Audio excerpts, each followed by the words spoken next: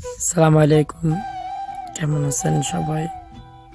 আশা করছি সবাই ভালো আছেন।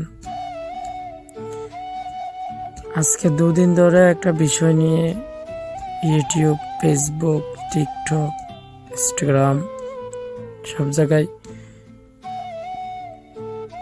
দেখতেছি একটা পাগলকে ঢাকা বিশ্ববিদ্যালয়ে ভাত খাওয়াইতেছে। মনে করছি ভাত খাওয়াইতেছে, ভালো কাজ করতেছে না, শেষে দেখি ফুল ভিডিওটা দেখি আর উপরে হেডলাইনটা দেখার পরে মনটা খারাপ হয়ে গেল। মানে হেডলাইনটা দেখার পরে আরো মনটা কেমন যেন হয়ে গেল। একটা পাগলকে রাস্তা থেকে ডেকে এনে বাদ দেওয়া হয়েছে, ভালো কথা, কিন্তু তাকে পরবর্তী মেরে ফেলা হয়েছে। মাননীয় নতুন সরকার ডক্টর ইউনূসের কাছে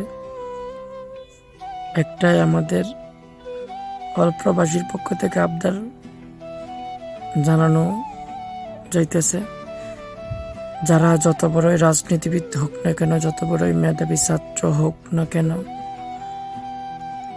তাদেরকে আইনের আওতায় এনে জবরদস্তভাবে শাস্তি দেওয়া হোক।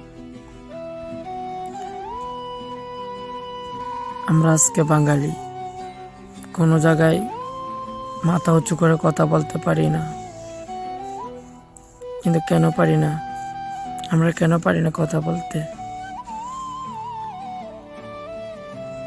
আমাদের বাঙালি জাত অনেক নষ্ট একটা জাত। ঢাকা বিশ্ববিদ্যালয়ে শিক্ষার জন্য যায়। দুদিন আগে যে ঘটনাটা হয়েছে পাগলের সাথে, এটা কখনো শিক্ষা? মনে করি তারা কখনো, তাদের মাথার মধ্যে কোনো মেধা বলতে কিছু নেই। একটা মানুষ যদি একটা মানুষকে খুন করে তাকে ধরে আইনের আওতায় তুলে দেওয়া হয়, আইনের লোকদেরকে দেওয়া হয়, তারা সেটা না করে নিজের হাত আইন তুলে নিচ্ছে। আমাদের দেশে বর্তমান প্রস্তুতিতে অনেক খারাপ।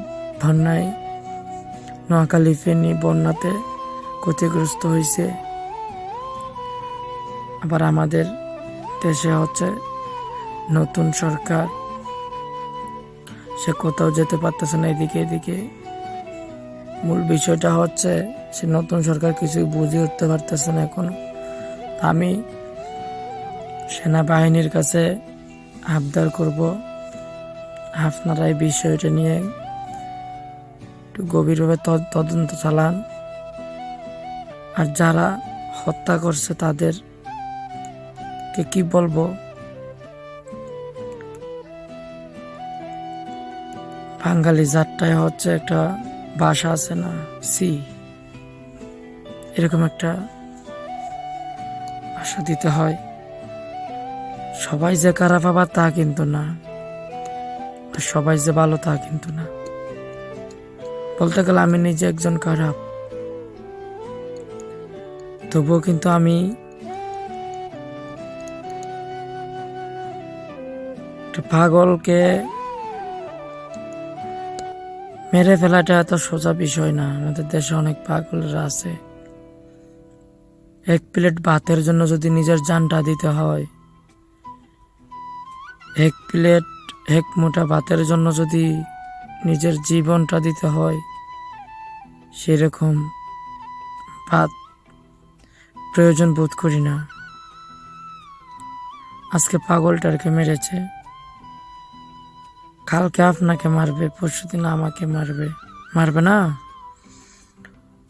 অবশ্যই মারবে। তো সবাই ভালো থাকবেন, ভিডিওটা সবাই শেয়ার করবেন। আসসালামু আলাইকুম, দোয়া করবেন। আল্লাহ হাফেজ।